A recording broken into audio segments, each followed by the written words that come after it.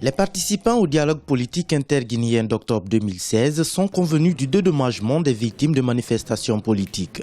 Un ouf de soulagement, notamment pour les opérateurs économiques du pays, dont les boutiques et commerces ont été vandalisés et brûlés par des manifestants. Les préjudices s'élèvent à plusieurs dizaines de milliards de francs guinéens. Certains commerçants ont même été obligés de fermer commerce. Nous avons fait des recensements en 2013. Nous avons à l'époque pris aux alentours de 46 milliards 700 millions. Mais il y avait d'autres victimes qui avaient des immeubles qu'on ne pouvait pas en ce moment évaluer. Parce que ces immeubles qui ont été brûlés, les magasins qui se trouvent au rez-de-chaussée qui ont été brûlés, nous n'avions pas les moyens de faire l'évaluation parce que ça demandait une expertise très approfondie.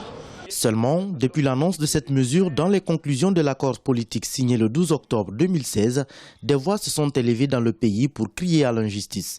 Parmi elles, des entrepreneurs ayant subi des dommages et dont les préjudices n'ont pas été pris en compte. Il s'agit notamment de l'Union des radios et télévisions libres de Guinée, Urtelgui, dont les stations privées ont été détruites, vandalisées et parfois mitraillées lors de ces mouvements violents des rues. Nous ne sommes pas d'accord. Pas plus qu'avant-hier, nous avons saisi tous les partenaires au développement par courrier. Nous demandons sans ménagement à ce que nous soyons rétablis dans nos droits. Ce qu'on va payer aux radios, ce n'est pas une charité, c'est un investissement que les Guinéens ont pris de leur poche, ont investi dans leur pays, ont employé des Guinéens. Les victimes dont l'accord fait cas sont celles de 2013 au cours des violences survenues en prélude aux élections législatives.